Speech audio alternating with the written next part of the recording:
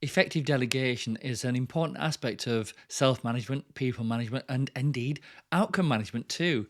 The couple of things to really bear in mind in terms of delegation. First of all, delegation is entrusting someone or a group of people to deliver an outcome, however small, however large, however simple, however complex. It's you equipping, enabling, and encouraging them to deliver that outcome. Abdication is you've got a Teflon desk, nothing's going to stick, you don't want to do the task, you don't want to do the project, so you find someone conveniently to do it on your behalf. That's abdication. I don't recommend it. Please don't do it. On the other side of the coin, there is this point about you're not expected to do everything, even though sometimes it might feel like it, even though sometimes you might feel everyone else has got so much going on already. I'll just be loading more work onto him, her, or them if I delegate this. This is why planning and preparing and prioritizing is so important. For now, though, we will look at the 6-step delegation framework. It's beautifully simple. It's really easy to do. And remember, whilst I'm sharing this information with you, it is a conversation you have with your colleague or colleagues, not here's a load of instructions, now go and do it. We're going to far more detail on priority management, time management, focus management, and delegation in the full program if you choose to get involved with that. For now, though, let's take a look at the model. And it's effective delegation, the easy way. Again, simplify, simplify, simplify. Don't overcomplicate things.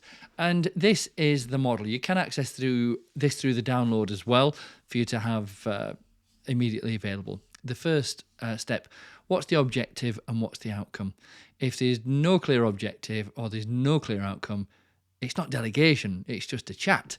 But as Stephen Covey would say, begin with the end in mind. Help your colleague or colleagues understand what the outcome is, what has to be achieved, what's expected, and indeed why it's the outcome, why it's expected, and why indeed it's important. Second step, responsibilities. In terms of their responsibilities, what decisions is this person able to make without referring back to you? What decisions can't they make and shouldn't they make? And also, in terms of communications, what do you expect from this person in terms of communications, in terms of updates, formal and informal, in terms of asking questions? Do they know that they're welcome to ask you questions without feeling foolish or that they haven't listened? And also relationships. What relationships with stakeholders, customers, suppliers, whoever it may be, colleagues in different departments or divisions, are they expected to step into and develop, so that the outcome can be achieved as quickly, seamlessly, and easily as possible? Third is standards. In terms of timescales, please bear in mind that timescales are to be agreed. They're not there to be imposed, because if you impose a deadline, you own it, not your colleague. So please manage your own reality testing and remain objective on what can be realistically achieved. Realistic optimism is what we're after, not, my goodness, my boss has given me this to do, so I'm giving it you to do, and we can all panic together. That's not management, that's survival. So what timescales are to be agreed or put in place? Now, bear in mind, if you're agreeing a timescale and this is an additional task or project that your colleague is about to undertake and begin to own, what about their existing priorities that you're trusting and expecting them to do? What will happen to them? Are they to be reassigned, postponed, or something else? Or just forgotten altogether? Don't forget things altogether, but some things are more important than others. You can often look for someone else to undertake them, or at least postpone or change the timescales. Reporting. As you will see in this program, there's the ABC reporting, achievements, benefits, and concerns. What about reporting on progress? What about reporting on anticipated issues that may occur? You don't have to wait until you're fully delegated to explore this. You can say, with this objective, what do you anticipate might be a challenge that could be faced in the first few weeks of the project? Let them tell you. They may think of nothing, they may think of something, but get the conversation going early. And in terms of ownership, use this as a principle. You win together, you lose together.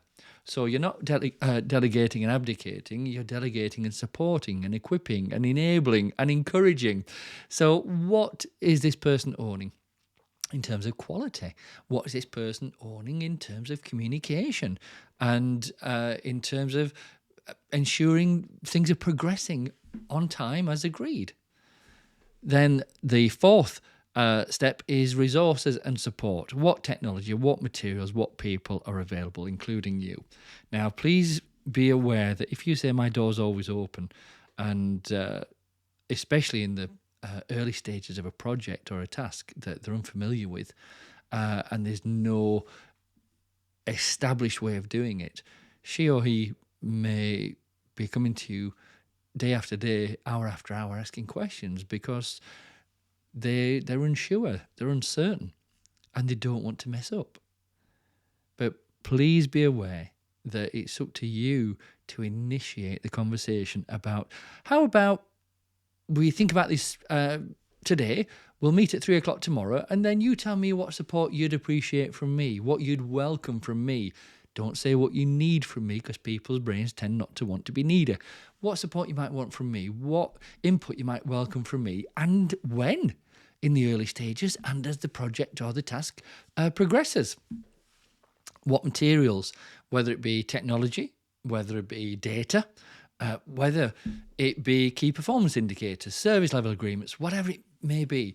But just establish at the outset what is available, and perhaps if anything else is required, discuss it then. What support from you? How about we check in the first 2 weeks of this 4-week project?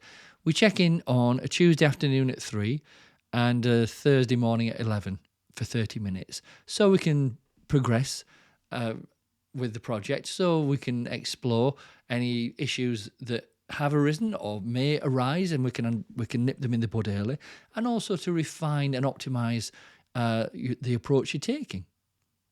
Step 5 is information and progress check. So we've just mentioned in step 4, resources and support. When are you going to be meeting up formally? When will you catch up informally? In what format will it be? Will it be in person? Will it be over Slack or email? And there are different challenges to anticipate and resolve with Slack and email and other online ways of reporting. Things can easily get lost in there. Structured check-ins and refinements. You may find if it's, for example, 3 or 4 week project, in the early stages, your colleague may want regular checkups, progress checks to make sure things are going well and they're not messing up. But we teach the children to walk because we stop picking them up, and it's up to your colleague to share with you when they're confident and happy that they can progress on their own with reduced support and progress checks. And commitments. This is one really that closes it off brilliantly. What commitments to each other? So this isn't, we'll meet at 2 on Tuesday, 11 on Thursday, and that's it. You as manager initiating. So, for example, if it was me with a colleague called Jane, it's really important that we don't just rely on structured check-ins for progress updates. I want you to understand it's important for me, and I hope it is for you, that if you have a question, you ask me quickly. If you anticipate a challenge, tell me quickly, and we'll explore it, we'll discuss it, and we'll agree how to respond to it, how to resolve it. Also, in terms of commitments, be aware that people do take holidays and people sometimes are absent due to illness. Bear in mind, do you require a backup resource that can take over this project if it's of any period of time? What will you do in terms of holidays? Plan them in advance?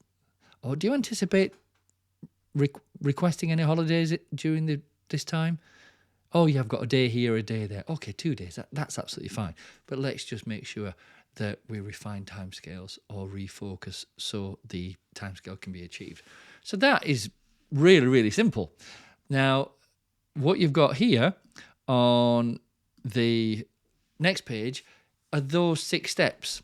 So it's really straightforward. You can print it off or type into a PDF, but this is for you to rehearse what you're going to be delegating. So remember, what's the objective? What's the outcome? Why is it the objective? Why is it the outcome? If we don't understand the why, it's just a task. If we understand the why and what value is expected to be delivered through this task being completed successfully, this project being delivered on time, that's where the person begins to own the meaning of it, and they begin to own their responsibility for delivering it. So 6 steps, beautifully simple, and it works. It really works. We've used it thousands of times in hundreds of different organizations, and it works. It's not without bumps along the way, because people are people and communication is so important. So just remember, you can use the ABC reporting framework with this, but use it as a template. Download the documents in this lesson and start to use it. Pick 3 situations with 3 different people that you can delegate something to. Get used to it. If it feels a bit awkward in the outset, good, you're learning. Refine it. But also remember, you can delegate upwards. You can delegate understanding, you can delegate decisions, and also you can delegate the trust for someone to actually do really well at this. So give that a go, and then just share back how you're doing.